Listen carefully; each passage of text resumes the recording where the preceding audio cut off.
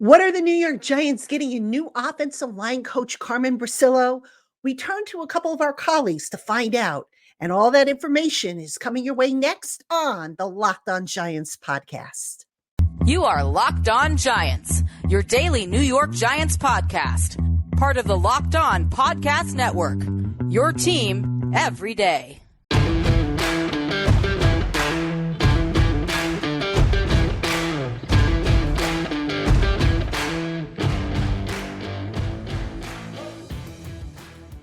This episode of the Locked On Giants podcast is brought to you by Game Time. Download the Game Time app, create an account, and use the promo code LOCKEDONNFL for $20 off your first purchase. Last-minute tickets, lowest prices guaranteed.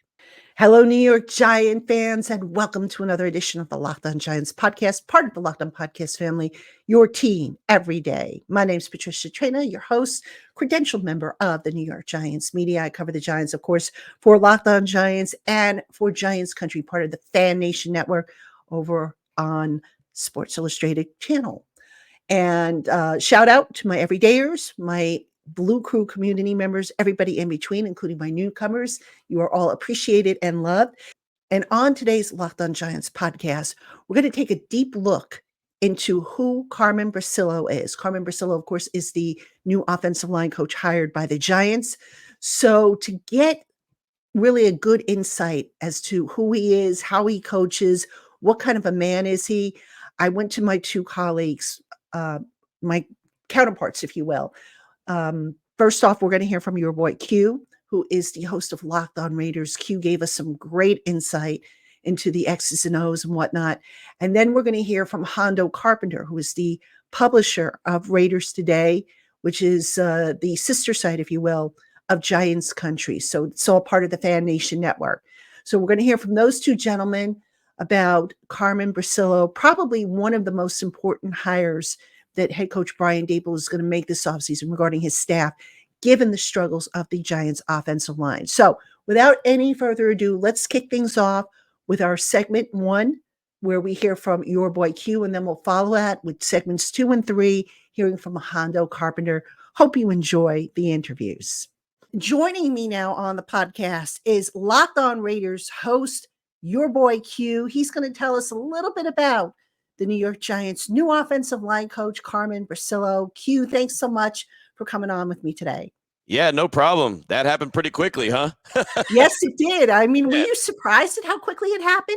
I really was. I know that the Raiders had given permission to the coaching staff to go ahead and if they had interview requests, to go ahead and take them, but also keep the team in the loop with what was going on. So when I saw the request and then I saw that he was going to interview, I thought, okay, cool. He'll interview. They'll probably interview some other guys, and then he'll bring it back to the Raiders, and whatever happens will happen. But, man, for them to grant the permission to interview, and then all of a sudden we find out that he indeed is getting the job, yeah, that happened a lot quicker than I expected for sure. Now, last year, I believe Josh McDaniels, who was the head coach at the time, said that Bricillo was the quote-unquote secret weapon. I don't know if you recall that or not. Yeah. Mm-hmm. What did he mean by that? Can you elaborate on that? Well, I just think that, and I don't know his exact, his meaning behind it, but for me, I just took it as that the offensive line was going to be a really dynamic and versatile. That was going to be the key, is the versatility of the offensive line, where all the guys that they have on the offensive line really could play multiple roles. That was one of the things that Josh McDaniels was big on. Carmen Bricillo, the offensive line coach, mentioned multiple times, got to have guys with versatility. The center, matter of fact, it's funny, Dylan Parham, who is the left guard for the Raiders, he was drafted, he was a 4th-round pick out of Memphis just a year ago. He at one point played all 3 of the interior positions on the offensive line. And so they just like that versatility, being able to flip-flop guys around for the sake of dressing guys out on game day and just in case guys get injured and they have to move real quick. So one of the biggest keys was getting these guys not only to have versatility enough to know how to play the positions, but being comfortable in switching in the middle of the game if they have to. And that, to me, was what was meant by Carmen Bricillo as the weapon, the secret weapon, because he was going to have these guys ready to go no matter what happened. What can you tell us about his experience with developing younger players, especially players who maybe had shaky resumes prior to coming to the team? Well, I'll say this. I think that, I don't know if he necessarily was the secret weapon that Josh McDaniels had talked about, but I think he did a really good job for what he was working with. So I guess to answer your question in an easy way is I think he does a really good job with developing everybody, right? I mean, because I looked at the Raiders offensive line and I thought multiple times they should have upgraded it. They should have gone out and made sure they got a big time right tackle, or should have gone and got a right guard, or and there was, and more times than not, they would go out there and get a cheaper veteran, a guy that, might have been kind of sitting out there in free agency still, or like I mentioned with Dylan Parham, fourth round pick out of Memphis, coached him up, was able to get him to play multiple roles. What I was really impressed with, and this probably answers your question even better, they drafted Thayer Munford out of Ohio State in the 7th round. And we know how it is when you're a 7th round pick. More times than not, you're probably not that guy that's going to make the roster. And they brought him along kind of slowly, but they brought him along. They got him into games. Carmen coached him up and got him comfortable. And he had played multiple roles at Ohio State, but the last year at Ohio State, he played the right tackle and he really didn't do too well. So he dropped in the draft. They played him as the extra tight end, that extra blocking tackle in the end of the line. I mean, they did multiple things with him, and I didn't know where he was going to be. His confidence wasn't great. Well, this year, all of a sudden, Colton Miller, the Pro Bowl left tackle for the Raiders, goes down for multiple games. And who slides into the left tackle spot? Thayer Munford. And who holds it down? Thayer Munford. So a guy that the confidence wasn't great, a guy that, was doubted because he was a 7th round pick, all of a sudden was able to just slide in, felt comfortable, switching from the right side where he played a couple times so far with the Raiders to the left side, which we know how important that is. And he did a really good job. So I thought, okay, I see you. So I guess in a long-winded way, I mean, he does a really good job with developing everyone to get him to the point where it might not be the best, but it's good, right? It's good, and it'll help your team do what they had to do. And you saw a year ago, those guys up front, they helped Josh Jacobs lead the league in rushing. What do you know about Carmen's teaching style? Well, he was a Starnecchia. I think that's how you say his last name. Starnecchia when he was in New England. I guarantee I'm saying his name wrong. But anyway, he was a really good offensive line guru, and he kind of learned under him. So everything that he took is really kind of what he learned there. And he was the co-offensive line coach in New England. And then he came to the Raiders, and he was obviously the offensive line coach. So I don't really know how to describe it on how he do it. It's so hard to be an offensive line and actually practice now, because it's, you don't really get that physicality like you used to get back in the day. It's more just kind of like, the zone block to a space and where you anticipate these running backs are supposed to go and what they're supposed to do. But I'll tell you what, he's tough as nails. He's a tough dude, right? And so he'll get on these guys. He'll coach them hard. He'll love on them even harder. But I think he does a pretty good job. Actually, I think he does a really good job with that offensive line. What struck me when I saw a picture of him, I thought, my gosh, he's Brian Dable's doppelganger. Yes, I thought the same thing when I first saw him at training camp. I was like, wait, I thought Dayball got hired in New York. What's Dayball doing in Vegas to coach up the offensive line? Oh, wait, hold on. That's Carmen Bricillo. But they have the New England ties, even though they didn't coach together in New England. But they both, have New England ties. So maybe there's something there. What should we be concerned about? Because, there's no such thing as a perfect coach, but, right. What do you think some of his shortcomings are that, might hamper him as he takes this next step?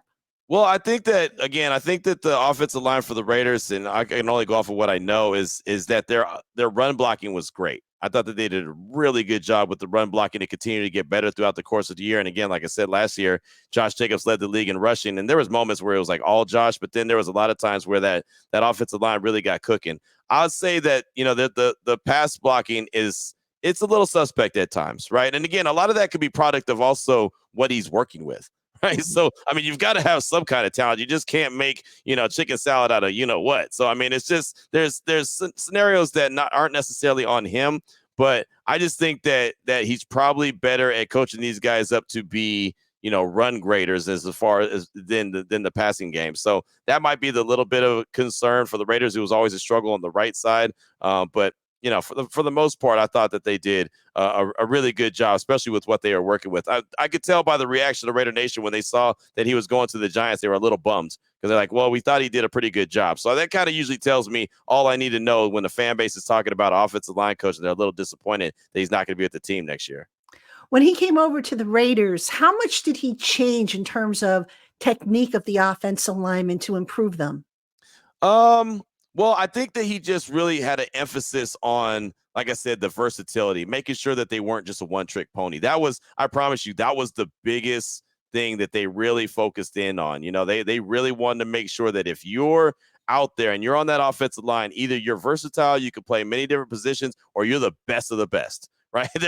There's no two ways about it. Either you're the best or you're super versatile. That, I think, was really honestly the biggest key, is getting all these guys to be comfortable. Because it's one thing to plug a guy into a position and let him just sink or swim, but to get these guys comfortable to the point where they felt like they can go from the right to the left side, they can go from the guard to the center position, and again, just having a rookie come into the league, I think he did a good job coaching up Dylan Parham. Again, it's difficult when rookie, especially a 4th-round pick out of Memphis. And, Memphis and the style of football that they play is obviously different than the NFL's. Their scheme is a little bit different. So he took him, kind of molded him, and helped bring him along. And I think that was pretty good quality there. The center position was held down by Andre James, and then he got hurt this year, and Dylan slid right into the center position and looked pretty good, to the point where everyone's like, man, you should leave Dylan Parham at the center spot. He looks really good. So he grabbed a couple veterans as well and help coach them up, and guys that you wouldn't necessarily think are starters, and turn them into starter quality. Again, they weren't the best of the best, but they were good enough. And sometimes that's all you really need. And then final question for you, Hugh. I don't know if you can answer this or not, but I'll ask it anyway. How involved was he in the scouting of offensive linemen for the Raiders? And what did you think of the job he did, assuming that you know who he scouted and what he thought of guys? Well, I know that he did have play a role in Thayer Munford, the 7th-round pick at Ohio State. I know Dylan Parham. I know that he definitely signed off on those guys and felt that there was something there that he could work with. And then the free agents that they brought in, like, guys like Greg Van Roten this past year, a guy that's been around the league for quite a while, but, kind of was really on the back end of his career. He brought him in and was able to work with him. And, I think that they just looked at guys, and especially him, was able to look at guys and say, okay, I see that he can do what we need him to do. And it's not going to be the best, but it's going to be good enough. And look, Jermaine Illuminor was a long-time guy on the Raiders offensive line. And for the most part, Raider Nation couldn't stand him because it was a lot of penalties, and, he just wasn't that good. But he was able to, they brought him back on a free agent deal, and he actually had a really good year, and he cut back on the penalties as well. And that's the other thing. He was really good at discipline when it came to making sure those guys didn't have a bunch of penalties. Because, a holding penalty on an offensive lineman, all of a sudden, it's almost like a drive killer. He was really good at that. And Illuminor was a guy that was always struggling with false starts, cut that back as well. And this past year, the Raiders were the least penalized team in the league, which is still surprising for me to say that, but they were. And a lot of it was because that offensive line played clean. So I think that one of the big things he did, not only scout guys that he felt like he could work with, but also help bring discipline to that offensive line as well. All right, Q, I appreciate the intel. He is your boy, Q. You can catch him Monday through Friday on YouTube and wherever you get your podcasts on the Locked On Raiders podcast, just as you can catch me Monday through Friday on YouTube and wherever you get your podcasts on Locked On Giants. Q, thank you so much for the intel, and we'll see you again soon. Absolutely. It's always great. Thanks for having me. Hey, Giant fans, if you want to secure tickets to your favorite concert shows and sporting events without the stress, you need to check out Game Time, the fast and easy way to buy tickets right up until the day of the event. With amazing deals on last-minute tickets and their best prices guaranteed, you can stop stressing over the tickets and start getting hyped for the fun that you're going to have. With Game Time, you not only get the lowest prices, you also get clear images of seat views and event cancellation protection. And if you find tickets in the same section and row for less, Game Time will credit you 110% of the difference. So go ahead and snag those tickets without the stress with Game Time. Download the Game Time app, create an account, and use the promo code LOCKEDONNFL to receive $20 off your first purchase. Last minute tickets, lowest prices guaranteed. Terms apply. Again, that code is LOCKEDONNFL for $20 off your first purchase at Game Time. Hey, Giant fans, if you're concerned about some of the supply chain shortages affecting certain life-saving antibiotics, then you need to know about Jace Medical's Jace Case. The Jace Case is a pack of 5 different and common antibiotics that can put your mind at ease during these uncertain supply chain times. To get started, all you need to do is go to jacemedical.com, fill out an online questionnaire, and in some cases, you'll be contacted by a board-certified physician who will review your answers.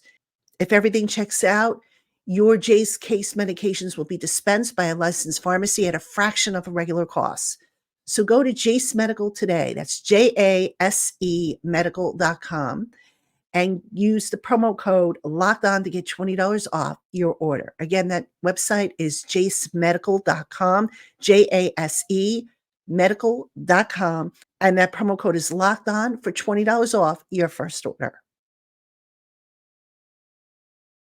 I'm pleased to be joined by a very good friend of mine, someone whose work I respect. He's been in the industry for a long time, and he manages the Las Vegas Raiders site for Fan Nation Raiders Today. He is Hondo Carpenter. He's a veteran, good guy, and he's here to talk about Carmen Bricillo. Tell us a little bit about the Giants' new offensive line coach. Hondo, my friend, always good to see you. Thank you for coming on. I'll tell you, it's great to be on with you. You're one of my dear friends. You know that I love you. I have you on all the time with me.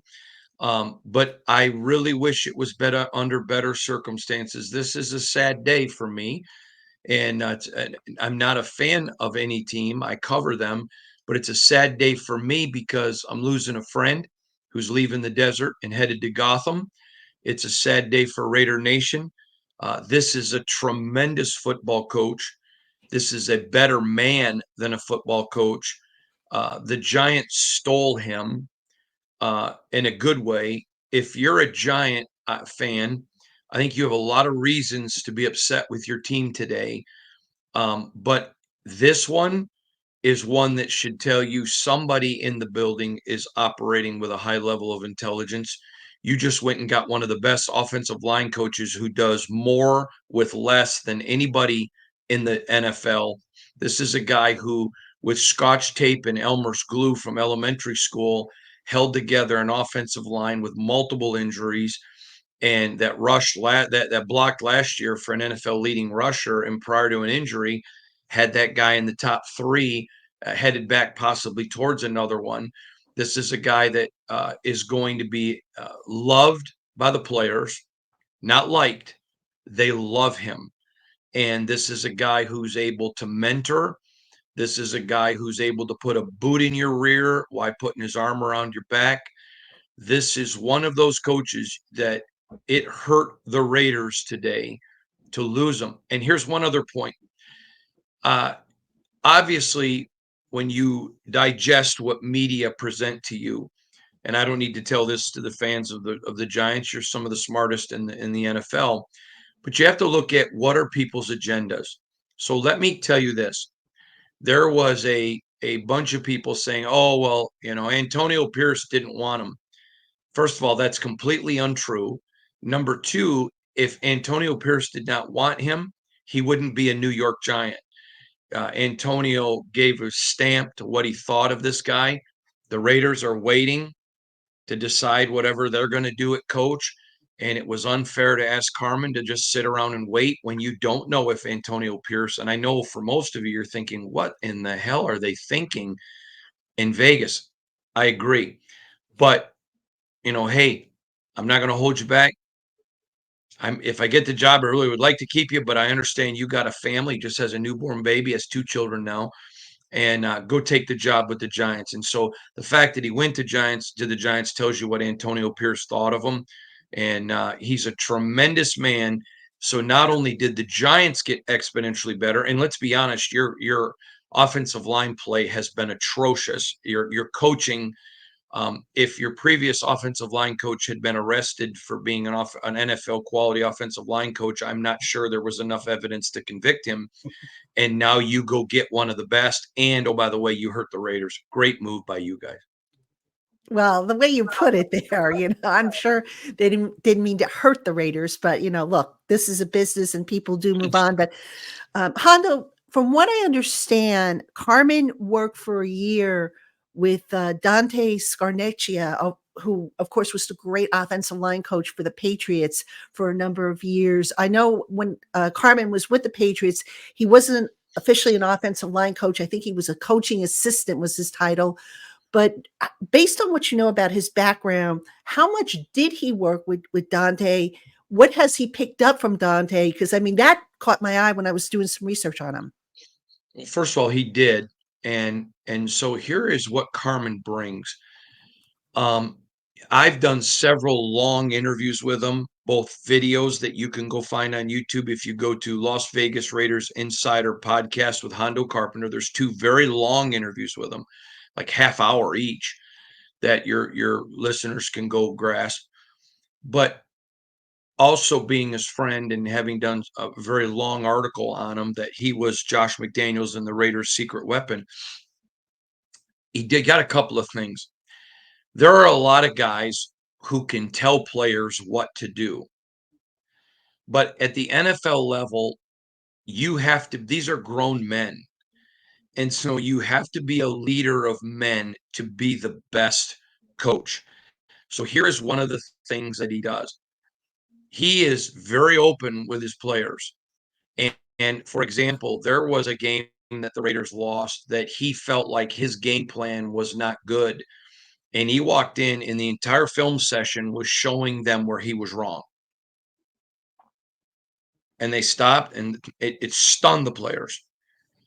And he goes, listen, I'm not holding you to any standard I don't hold me. Now, one of his philosophies is if one of you is screwing up, that's on you. But if 2 or more of you are, I'm not teaching it. And so one young player explained it. You don't play for Carm, you play with Carm. He's in there. He's in the trenches. He's very detail oriented. You constantly find him with his guys. They're going to be out to eat together. They're going to be at each other's birthday parties for their kids. He builds relationship.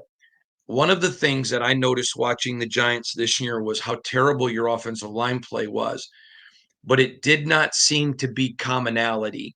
Now, Patricia, you know this because you're a pro and you've been around a long time like I have, even though you're only 29. But the best offensive lines are families. And the best offensive line, nobody cares what color you are. Nobody cares if you're a center or a left tackle. Nobody cares if you're the $25 million left tackle or you're the UDFA right guard. They're a family. They eat together. They spend time together. They go on vacation together. They hunt and fish together. Their wives are friends. Their kids are friends.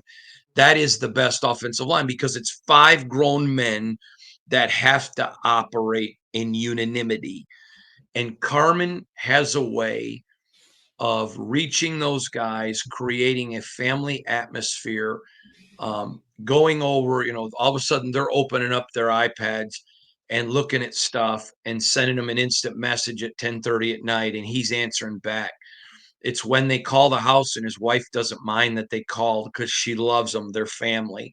You can't fake that. You've seen a lot of coaches try it, and if you fake it, players just push you away. And I think I've had several players tell me, and that you can see this in the interviews that I've done and wrote, he made me a better husband. He made me a better man. I'll give you a quick one. A guy who didn't have a strong family background taught me I didn't know how to be a dad. I didn't have one. And so, he would help me and explain things. And, he was raised by a single mom. And so to him, to Carmen, being a dad is the most valuable thing in the world. And he tells his players, we spend more time together than you're going to with the people that you love. So when you leave the building tonight, make sure they get your best. Make sure you're loving your wives and showing your kids how to love their wives. Make sure you're loving your kids, guys. Don't give your family. When you get home, give them your best. He always tells them, when you're in this building, I need all of your attention because when you leave, I don't want to bug you. I want you to be able to go give the people that you love everything you've got. And he has had wives and key family members come back and say, man, I don't know what you did, but my husband or my son, they value family like they never have before. He makes them from kids into men. He rounds them into every area. And not because that's his intention. It's who he is. It's his character. Who he is. He raised by a single mom. And so he knows what it's like. And he doesn't know what it's like to have dad there all the time. So when he walks out of that building, he wants his children to know you're special to me. He wants his wife to know you matter. And yeah, I work a lot during the season, but it doesn't mean I don't value you. To me, when you think of the Giants and you think of course, your ownership, and which is widely respected, some of the best owners in all of football, they built the Giants as a family. They built the Giants around values. They built the Giants. I've had friends, Carl Banks and Devin Thomas and other friends, Antonio Pierce, who played for the Giants, and others, friends of mine, Tico Duckett, many others, who told me the thing they liked about the Giants is you looked over and there's the Mara family, and they're there and they're part of it, and you knew them, and that the Giants were a family. The Giants, it was more about football. Well, you could not have picked a better coach to fit. This is a guy that I believe um, one day will be a head coach in the National Football League. He's a leader of men, and again, the Raiders. This hurt the Raiders, and luckily that if they hire Antonio Pierce, which they should, and I think they will, he's going to be able to get a really good offensive line coach, because there's a lot of coaches that want to coach for him. But this is a great pickup by you guys, and he is going to bring those values. It's going to take a while, because in this league, a lot of guys are jaded and they're going to have to learn that he's sincere. But I will make this promise, and I want you to keep the tape and bring me back on your podcast. You will have a better offensive line the last 4 weeks of next year than you do the first 4 weeks. Hey, Giant fans, the NFL playoffs are underway, and there's still a lot of time to get in on the action with FanDuel, America's #1 sportsbook. Right now, new customers get $150 in bonus bets with any winning $5 money line bet. That's $150 if your team wins. If you've been thinking about joining FanDuel, there's no better time to get in on the action than right now. The app is so easy to use. There's a wide range of betting options, including spreads, player props, over-unders, and much more. So visit fanduel.com/lockedon and score big during these NFL playoffs. FanDuel, official partner of the NFL. Hey, Giant fans, Locked On has launched the first ever national sports 24/7 streaming channel on YouTube. Locked On Sports Today is here for you all day, every day, covering the top sports stories of the day with local experts of Locked On, plus our national shows covering every league. Go to Locked On Sports Today on YouTube and subscribe to the first ever national sports 24/7 streaming channel. Hondo, just going back to Carmen for a second here, offensive lines, it's very rare that the same five guys make it through the entire season. Can you tell us a little bit about, his approach to cross training? Does he do a lot of it? How does he handle injuries? And I think with the Raiders, correct me if I'm wrong, but wasn't he also their run game coordinator? Can you talk a little bit about that role that he had and how he did in it? A couple of things. First of all, Carmen believes in position flexibility. So every one of your players is going to play multiple positions. He's going to check it out in preseason, early in the season. That's why I said the last 4 games will be better than the first 4. He's going to have guys playing guard. Unless you are an all-pro like Colton Miller, who is the left tackle for the Raiders, one of the best left tackles in all the National Football League. Unless you're him at a spot, you're going to play multiple positions. So Jermaine Illuminor, who's the right tackle, can play left and right in both guards. Greg Van Roten, who they picked up from the Bills and just stole him. He was phenomenal last year, and he played all the positions. Dylan Parham, he's a guy that they picked 2 years ago and started every game that he was able to physically since he got here, who plays center and can play both guard positions. You're going to see it so that we all know somebody's going down. And so when it happens, your guys are proficient at every position. There's no panic. It's not, let's go hire somebody off the street and hope to make it work. Your practice guys are in there every day. They're taking multiple reps. When guys come in, he doesn't like to go sign guys. Let's bring a practice guy up. People love him for that. I would not be shocked. I will tell you this right now. Any Las Vegas Raider lineman who is available will absolutely want to go play for the Giants. These are guys that already know his system. The Raiders' offensive line was extremely underrated. They will follow him to the ends of the earth. Do they love the Raiders? They do, but they have that relationship with Carm. And you're going to see a guy develop a unit who everybody plays multiple positions unless you're him, and a guy where the practice squad guys are just as engaged as anyone else. They're every single day they're getting that cross training. They know that he wants to build from the practice squad. That's a very big deal to him, a very, very big deal. And so those are all things that go into his mindset and how he thinks. And one of the things that is important on the offensive line is unanimity, because you know what everybody else is doing. And so when everybody's engaged, when your practice players aren't thinking, oh, I'm just sitting here till next year, but oh my gosh, if one guy goes out, my coach wants me brought up. He doesn't want to go get somebody else. He wants me. Another thing that you're going to watch, Patricia, is I encourage you in training camp next year, go spend an hour watching him. Just go spend an hour watching how he teaches every player. Your star player is going to get the same attention as your practice squad UDFA rookie. And they love that. It builds cohesion in the unit. And the Raiders under AP, wanted to be a punch you in the face, run the football. And so you see his style. And his style is, we're not going to finesse you. We're going to beat the hell out of you. We're coming at you. With Carmen Bricillo, it's going to be a street fight. It is not Sugar Ray Leonard. It is Mike Tyson.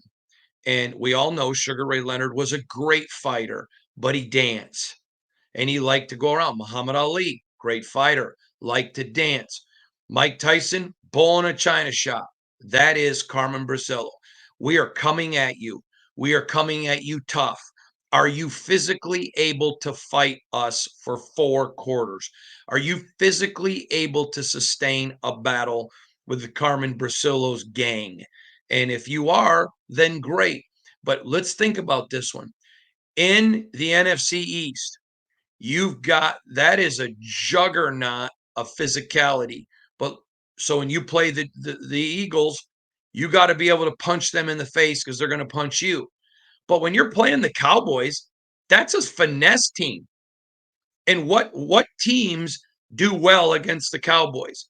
The ones that punch them in the face and say, okay, you may look pretty, you may have all the stars and all the attention from all the media, but you're not tough.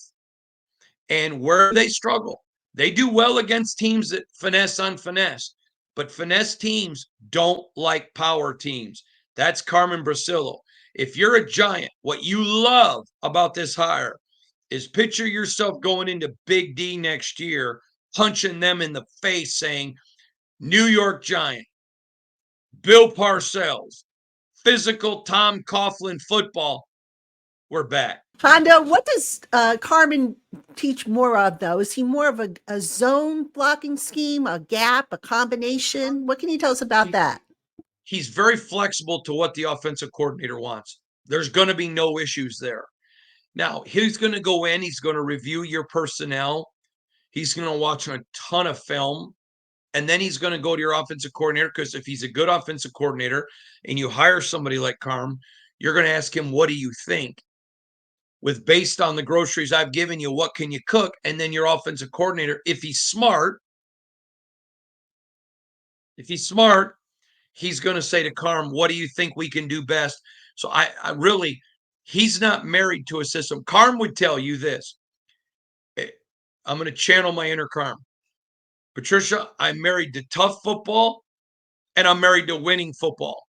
So as long as it's tough, I don't care what scheme I use. That's going to be his mentality. Hondo, you are the absolute best. I can't thank you enough. This is just such good information. I mean, I can feel your enthusiasm all the way here in Jersey.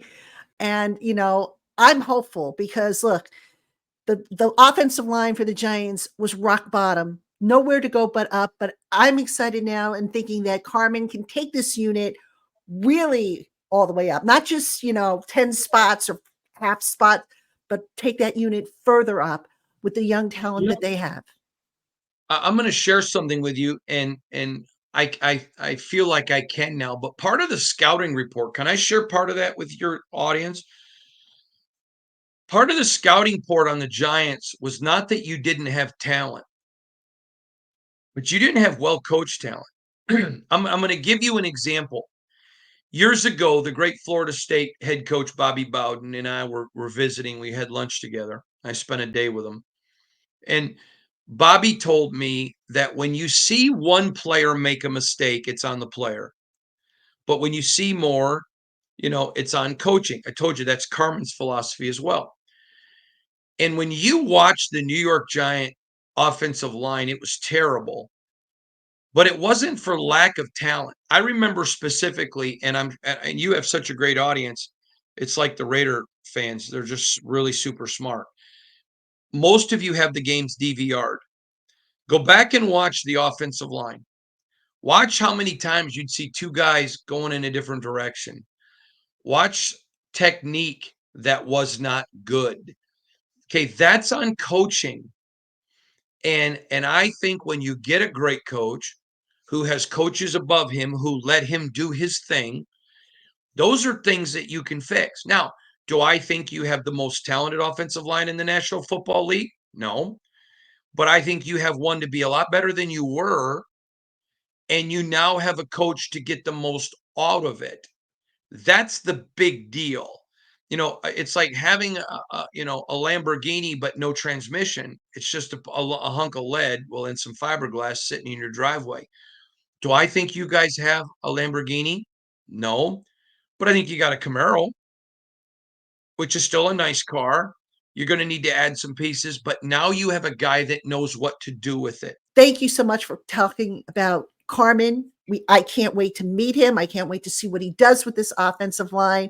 And I'm sure Giant fans are also excited after, going through what we've been going through for pretty much most of the last decade. So he is Hondo Carpenter, ladies and gentlemen. You can find his work on Raiders Today. That is part of the Fan Nation Network, an SI Sports channel. You can also find him on YouTube. I'll put links to his YouTube channel as well as to his website. So please check him out. He's one of the best in the business, and I'm very fortunate to call him a friend. Giant fans, we will be back tomorrow with an all-new episode of the Locked On Giants podcast. I'm Patricia Traynor for Hondo Carpenter. Everybody have a fantastic day, a fantastic week, and we'll see you soon.